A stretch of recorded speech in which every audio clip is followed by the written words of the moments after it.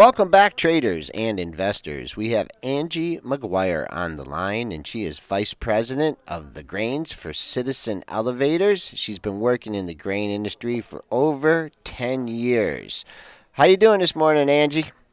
Great. How are you? We're doing good here. So, got a little bit of excitement coming up here. You're gonna have some crop reports coming up, and what are you looking for yield on in this next report?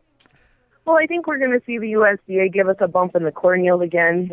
Everyone in trade last month, when they came out with the 167, they were anticipating a much higher number, which at face value, I think a lot of people thought might be bullish, myself included. Trade going in was thinking 170, 171.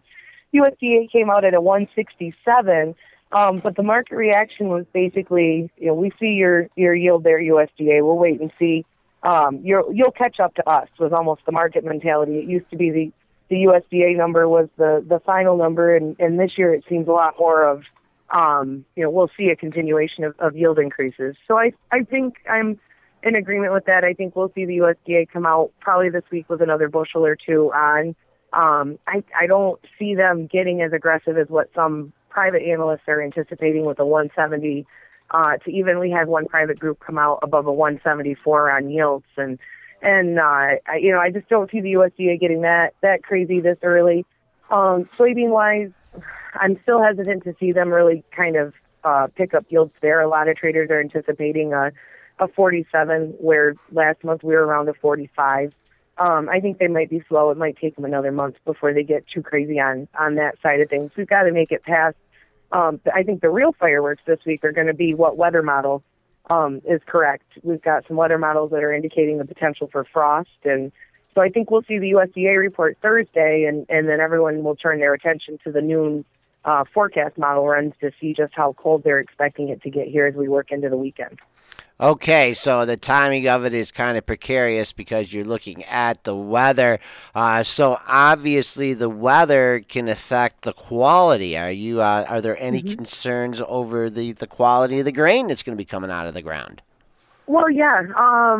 Quality-wise, at this point, a lot of the corn, if we were to get nipped by a good hard frost, below 32 for an hour or two.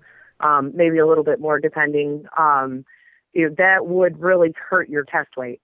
And your test weight is what makes a bushel, basically. It's how your bushels weighed up. And if you have a lighter test weight on corn, that means it takes more corn to produce a bushel. So it could have some indications or some problems potentially. Basically, in the northern states, the USDA came out with some condition reports or condition ratings last night, and indicated that the percentage of the crop that's mature is about 11% behind the 5-year average. So we're a little slow to maturity. Here in Michigan, we're on track for the coldest year on record at this point. And corn likes a little bit of heat. It needs some heat units and warmth to finish and become mature and be ready to be harvested. So there is some concern in that. Same with soybeans. Soybeans are a little slow to maturity. The wet spring delayed planting, and then the cool summer, like I said, delayed maturity there. So if we do see a hard freeze where temperatures get below 30, get down into the 20s even, some forecast models have indicated that's possible, you would see the top end of the yield kicked off in those areas in soybeans, and then perhaps some damage to the test weight in corn. So this crop report, you're not putting as much emphasis on. When is the next one? Because the way you're talking here, I mean, you're waiting for this one, but the weather concerns that are coming out. I think my buddy Dennis mentioned that there was a couple inches of snow up in Calgary. So if you're not leaning on this report heavily, when's the next one? The end of the month, on the 30th, we'll have the quarterly stocks report. To me, that's more important. I really like to get a feel for what we're seeing. That'll give us our actual number that the USDA is going to use for old crop carryout. What that's going to show is basically what stocks we had on hand as of September 1st, because September 1st started the new marketing year in corn and soybeans. So it's going to give us what stocks we had on hand as of September 1st. And what that does is it gives us a final indication of what we've actually used. It's an educated guess, basically, on the part of the USDA, a lot of surveys and things like that. But it'll give us an idea of what was left over as we rolled into the new crop year. In the last report, that was actually where we were surprised, is soybean stocks came in higher than anticipated, and corn stocks came in higher than anticipated, which meant that we either had more on hand because we had produced more last year than what we'd anticipated, or we were using less. So as a cash trader, I focus more on what the stocks report shows us each quarter, just to get a general feel for what we have on hand and where it's at. So to me, that's almost a more important report at this point than this Thursday coming up.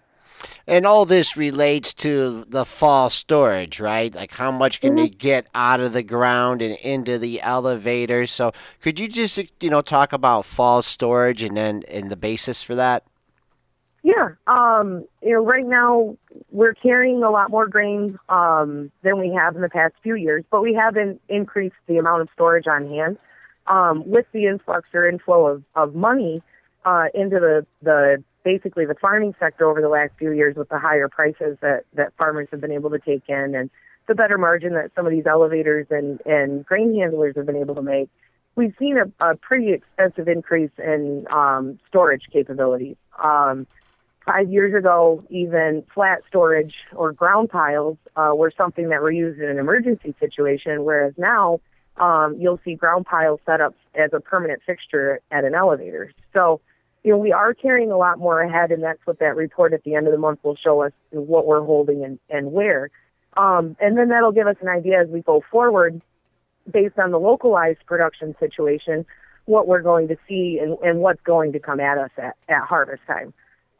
Myself, personally, we're somewhat of a small truck house, meaning that we use basically semis only to haul grain out. We're empty going into harvest, or we will be, whereas some other elevators will, because of the carry that's developed in the market, they'll be holding on to some, or farmers may be holding on to some. But as we work into harvest with the production forecast that we're looking at, there's a potential there that we could see an increased need of up to 1 billion bushel of storage to cover both the corn and soybean and wheat increases that we've seen this year. So in some areas, specifically to the north, where rail freight has been hard, where you're competing against oil movement and things of that nature, they have not been able to get the grain out of their elevators like they would have liked to. So that you're seeing a pretty wide basis right now because their space is at a premium, meaning they don't have a lot. So the demand for their space is basically higher than the supply of space that they have, which is widening the basis. Where in other areas, the Toledo market and things like that, where they're loading boats and really rolling into the export program early, you're actually seeing basis opportunities. Ethanol plants are paying some overs. Basically, they're paying over the board to encourage old crop corn or very, very new crop corn movement to go. So there's some areas where we're seeing upwards of a $2 spread in corn basis between the haves and have-nots. And in the cash grain market, the basis functions as a way, so it's basically an underlying point of supply and demand that encourages supply to get from areas of high supply to areas of high demand. And a lot of people are thinking that you're going to see a collapse in the cash market. I'm one where I think the collapses will take place in the areas that are have their hands tied logistically, whereas in other areas, the last thing as an elevator operator you want to have is empty space. So I think there'll be some really neat competition that's going to develop as we roll into harvest. Here. Okay. Going back to the corn market here, and I know a few years ago there was the big ethanol craze that was going to be a big substitute for the fossil fuels, and that was supposed to be a Kickstarter to the corn industry or the corn crop. What happened with that? Because looking at the chart, it doesn't look like there's been any increase in demand as the prices went down. What nothing materialized with that? Was it just not cost effective to produce the ethanol? Nope, it's still there. We're still using over 5 billion bushel of corn a year. When I first started in the industry, we were using less than 1 billion. So we have seen that happen, but what's happened is, if you look back at a multi-year chart, you can see in 2006 and going forward when the RFS, the Renewable Fuel Standard, was put into place, and we came up with the minimum blending and this, that, and the other thing, and you saw a real boom in ethanol. If you look at that, you'll see an actual tie to corn prices, where corn prices started going up at first. And so what happened is the increase in demand, of course, tightened the available supplies and caused an increase in price. So the increase in price encouraged an increase in demand. The only thing that kind of gave us a hiccup in that and caused a higher level of price movement was the drought of 2012. Had we not had that, we were basically on track to meet the increase in demand and see a continued encouragement of using ethanol or building it in. But when we saw the high prices in corn because of the drought and the lack of supply, we started to see a basic slowdown or perhaps a psychological shift in how people were looking at ethanol. So we saw the ethanol development, new projects, things of that nature slow down because it wasn't cost effective. Well, now we're seeing basically we've been able to produce a good crop. We've got good global supplies now after a couple years of recovery from the drought. And we're seeing to where ethanol plants are coming back online, some that we'd seen shuttered and shut down when things got really tough and when corn became hard to find. Those are starting to come back online. We've got one project in the works in North Dakota that's being built. And with the current pace of ethanol exports and domestic demand, as well as the possible increase in need for ethanol in Brazil as they look to increase their margin quantity, I think we could see ethanol kind of perk up a little bit, but it's kind of like feeder cattle. It's not something where you can wave a wand and tomorrow you have 5 new ethanol plants. It's going to be a process that we're going to have to keep an eye on the economics, but right now economics point towards an increase in turning corn into fuel.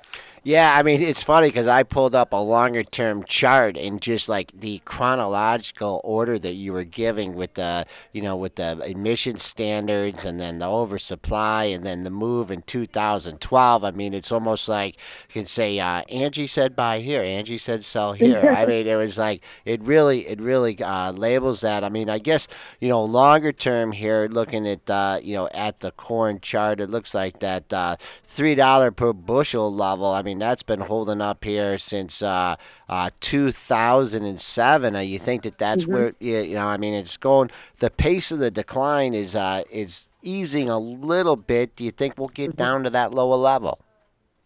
It depends on what we see here as we roll ahead. I think that'll probably be perhaps the psychological level some traders try to take it to. I don't necessarily believe it has to go that far with what we're seeing, but there's a lot of year left to play out. That's the thing I love most about working in commodities is that they truly are a function of supply and demand more than anything else that's out there. So we really could see some big transitions and big shifts. Right now, I always joke with my farmers, the bears are in control, and we're like turning the Titanic at this point. We see the iceberg, and we're throwing her in reverse and trying real hard, but to get the psychological shift that we've seen from euphoric bullishness that we had, around the time of 2012 to now, to where it's basically euphoric bearishness, it's going to take some time. But I do think we'll see low prices encourage an increase in demand.